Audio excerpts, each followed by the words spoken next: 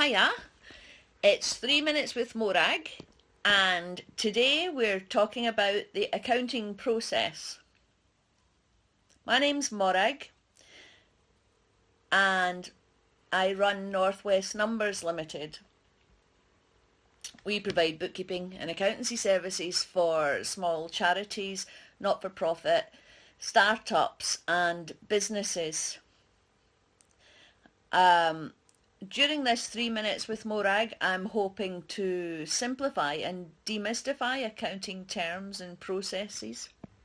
Okay, so the accounting process. Okay, well, the accounting cycle is usually what we call the accounting process, and it's a series of procedures where we have to collect, process and communicate financial information. As you know, accounting itself involves recording, classifying, summarising and interpreting financial information, but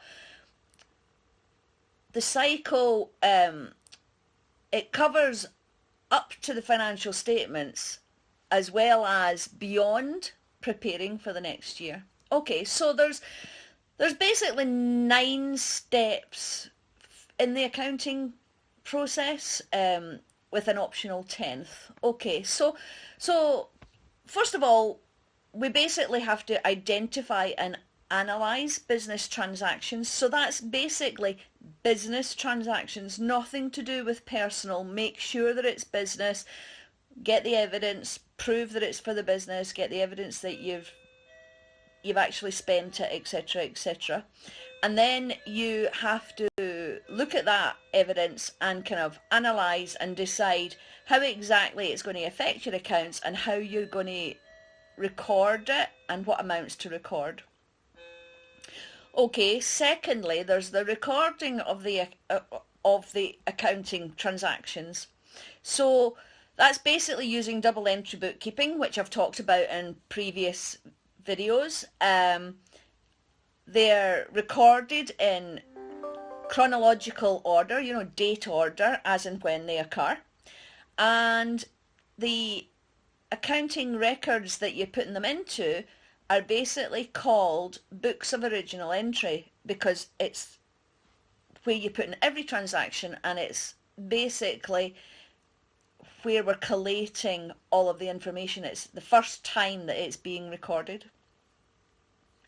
Okay, so after that, after you've kind of like recorded, collated it, got the information, decided what you're going to do with it, etc., etc., what you then need to do, I just need to make sure I'm in the middle of the screen. What you then need to do is basically, what we're going to do is actually make sure that we're then posting it to the ledgers. Okay, so basically the ledger is a collection of different accounts, so cash, bank, and then all your income, expenditure, assets. These are all of them added together are called ledgers. So it's the collection of those accounts, and what we're going to be doing is we want to show the changes made in each type of account as a result of past transactions, current transactions, and what the current year-to-date balance is. Okay, so after during the year, so you basically do that during the year, day by day, week by week, month by month, all the transactions, one by one. And after that's all done, so at the end of the year we're now talking about, what we would do is we need to decide what the balance of each of those accounts is. So basically your ins and outs, your receipts and payments, what's the accumulative difference at the bottom. So like for instance, cash, you'll have had what your opening figure was at the beginning of the year, your receipts, your payments, and now we need to know what your cash balance is at the end of the year. But also in relation to income and expenditure, we want to know what's been brought in specifically for the year or paid out specifically for the year. And that's the difference between balance sheet and income and expenditure. Your balance sheet, you're interested in kind of like rolling forward balance.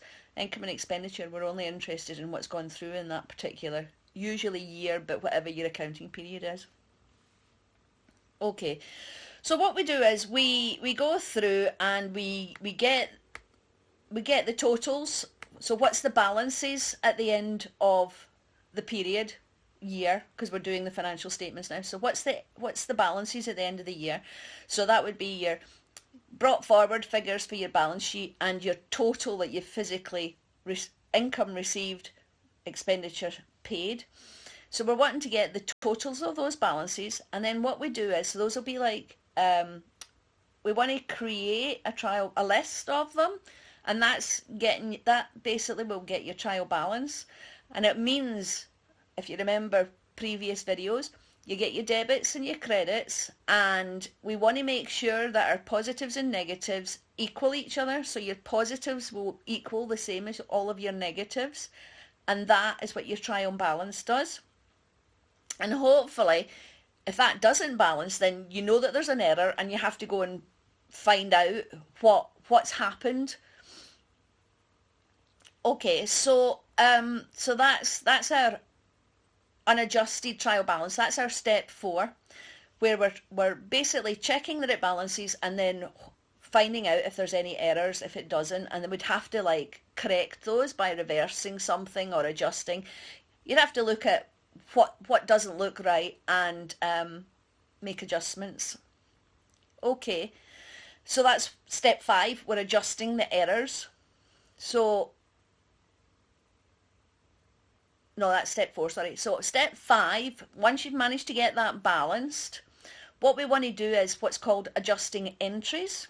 So adjusting entries is when previously I've talked about the accruals basis of accounting, where we want to take account of potentially money that we've let's say if we're not necessarily sending out invoices, but we know that we've finished a job, but we've not created an invoice yet, but that income should be in this financial year, so we would want to accrue for that. We'd want to bring that into the accounts. We'd want to make sure that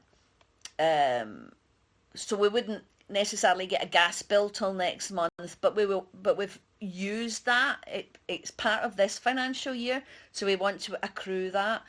We might have insurance where we've actually paid for something that relates to a future period, so we want to adjust for that. So these are the adjusting entries. It also includes your depreciation, deferred income, etc., etc. So then what we need to do is, once we've done all that through the accounts, we need to create another trial balance. It's called the adjusting trial balance, and then basically we take the new balances and we're trying to make sure, again, that our debits and credits balance, and then we'll be happy that those can then go on to the financial statements. So those are the figures you would then use on your financial statements. And of course, as I've said before, the financial statements, basically, as they're prepared, they contain profit and loss account, balance sheet, cash flow statement, if you're the right kind of company and the right size of company. Not everybody needs a cash flow statement. And then there's the notes to the accounts. Again, some of those can be quite minimal depending on the size of your accounts. Your business. So we now have our financial statements, and potentially we might want to get an independent examination. We might get an audit.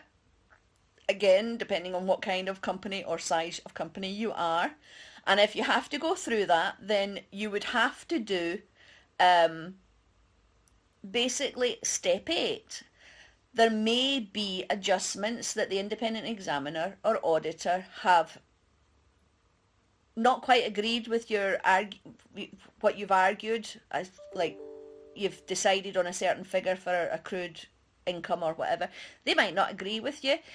They may have actually found errors that you've not managed to pick up. So there are basically more adjustments, closing entries, closing adjustments that have been decided and agreed with the auditors. So you put those through same ledgers, you put those through, and now you can basically close off, you can basically close off that year. And what that means is your income and expenditure in particular, you can now go into the next, start processing next year's income and expenditure because it knows to put it in the correct year. Okay, so that's your closing entries. If you've had to do that, you would have to do number 9, you would have to do a new post-closing trial balance. Okay? Again, what you're trying to do there is it's basically making sure that your debits and credits agree and that they agree to your financial statements. Okay? So basically that's kind of the mandatory 9 steps of the accounting process. There is potentially a 10th where you're basically getting ready on the balance sheet side, you're getting ready to for your new year. So what you would have to do is like reverse all your accruals and prepayments for the correct amounts so that you're not having removed all of those figures. So for instance, let's say on prepayments you actually had your year ends March, but when you were paying your insurance, you're actually paid up to the end of May. So you would have prepaid 2 months of your insurance. Well, what you want to do is you want to be bringing those into your new year. So what you would do is you would reverse the April into April, the value for April into April, and you would reverse the value for the May into your May accounts. That's more important if you're doing management accounts and you would be doing them monthly. Otherwise, because you want it in your new year, if you only do your accounts once a year and you don't actually do management accounts on a monthly basis, then basically just reverse those entries because they relate to your new year, not your old year. So you've taken them out of your old year by doing a prepayment accrual, and you release them from your accruals and prepayments into your new year.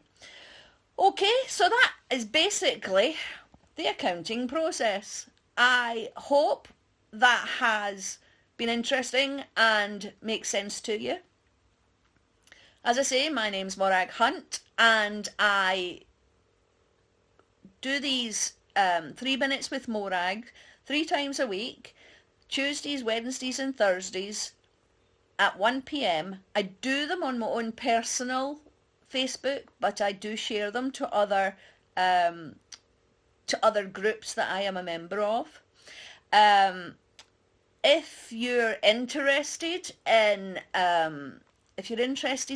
me helping you just talk about accounts, help you with some issues, or potentially want to become a client, I do offer a free 30 minutes initial consultation where you can get in contact with me by email, accounts@northwestnumbersltd.co.uk. You can book through my Facebook page.